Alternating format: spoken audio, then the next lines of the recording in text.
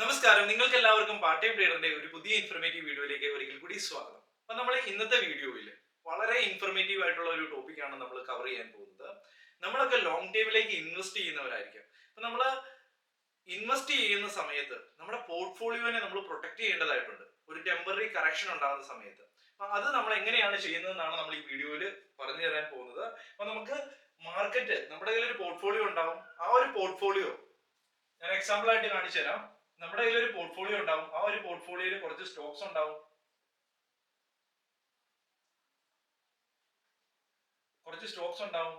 കുറച്ച് ETF ഉണ്ടാകാം, കുറച്ച് മ്യൂച്വൽ ഫണ്ട് ഉണ്ടാകാം. അപ്പം ഇങ്ങനെ ഒരു പോർട്ട്ഫോളിയോ ഒരുപക്ഷെ നമ്മൾ ഡൈവേഴ്സിഫൈ ചെയ്ത് വെച്ചിട്ടുണ്ടാവും.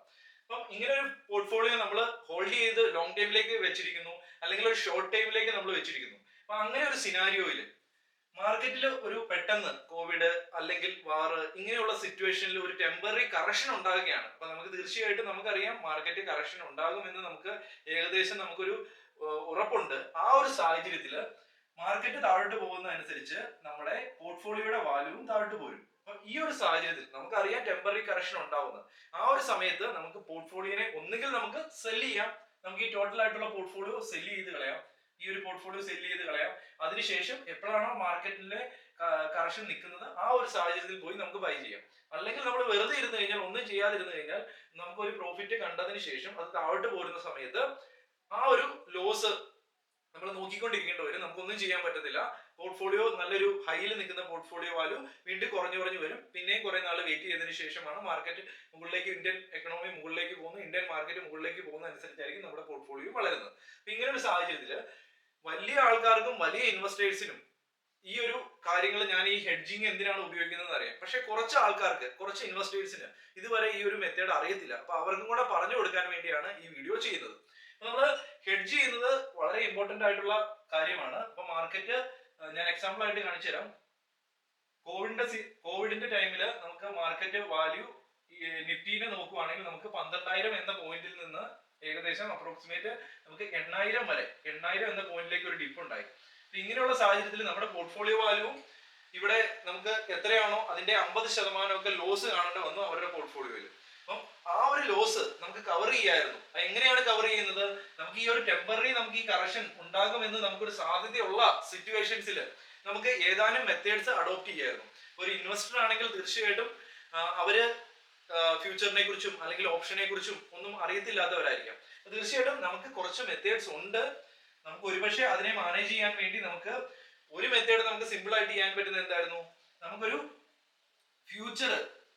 ഫ്യൂച്ചർ നമുക്ക് സെല്ല് ചെയ്തിട്ടുണ്ടെങ്കിൽ നമ്മുടെ ആ ലോസിനെ നമുക്ക് കവർ ചെയ്യായിരുന്നു, അല്ലെങ്കിൽ നമുക്ക് അതിനെ ഒന്ന് മെയിൻറ്റെയിൻ ചെയ്യായിരുന്നു, അല്ലെങ്കിൽ നമുക്ക് ഇവിടെ ഉണ്ടാകുന്ന ലോസിനെ നമുക്ക് നമ്മുടെ പോർട്ട്ഫോളിയോ ലോസുമായിട്ട് ഒന്ന് താരതമ്യപ്പെടുത്തി നമുക്ക് അതിനെ കവർ ചെയ്യാനുള്ള ഒരു ഓപ്പർച്യൂണിറ്റി ഉണ്ടായിരുന്നു ഫ്യൂച്ചർ സെല്ല് ചെയ്ത്.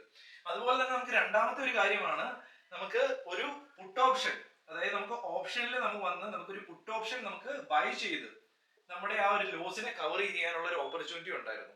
അതുപോലെ തന്നെ നമുക്ക് മറ്റൊരു ഓപ്പർച്യൂണിറ്റി ഉള്ളത്, നമുക്കൊരു കോള് സെല്ല് ചെയ്ത് നമുക്ക് ഒരു പാസീവായിട്ട് ഇൻകം ജനറേറ്റ് ചെയ്യാനുള്ള ഒരു ഓപ്പർച്യൂണിറ്റി ഉണ്ടായിരുന്നു. ഒരു പരിധി വരെ നമ്മുടെ പോർട്ട്ഫോളിയോയിലേക്ക് പ്രൊട്ടക്ട് ചെയ്യാനുള്ള ഒരു ഓപ്ഷനുമാണ് കോൾ സെല്ല്.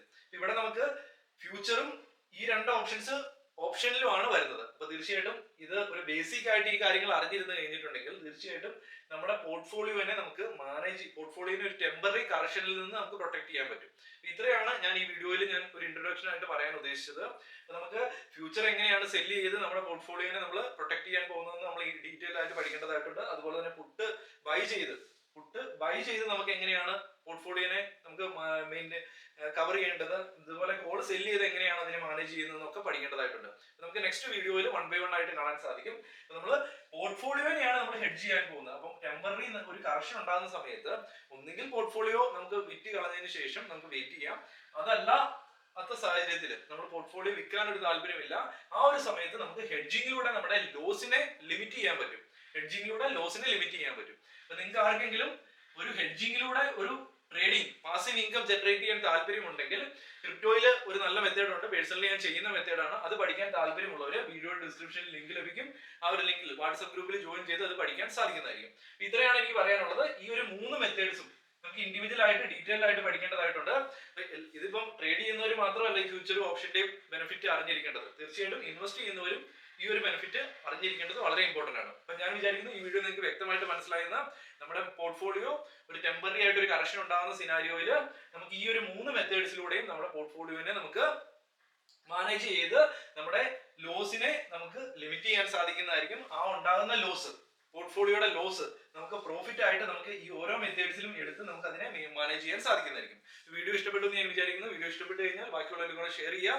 നമുക്ക് നെക്സ്റ്റ് വീഡിയോയിൽ നമുക്ക് ഫ്യൂച്ചർ എങ്ങനെയാണ് സെല് ചെയ്യേണ്ടതെന്ന് ഡീറ്റെയിൽ ആയിട്ട് പഠിക്കാം, 1 by 1 ആയിട്ട് പഠിക്കാൻ സാധിക്കും. Okay, thank you.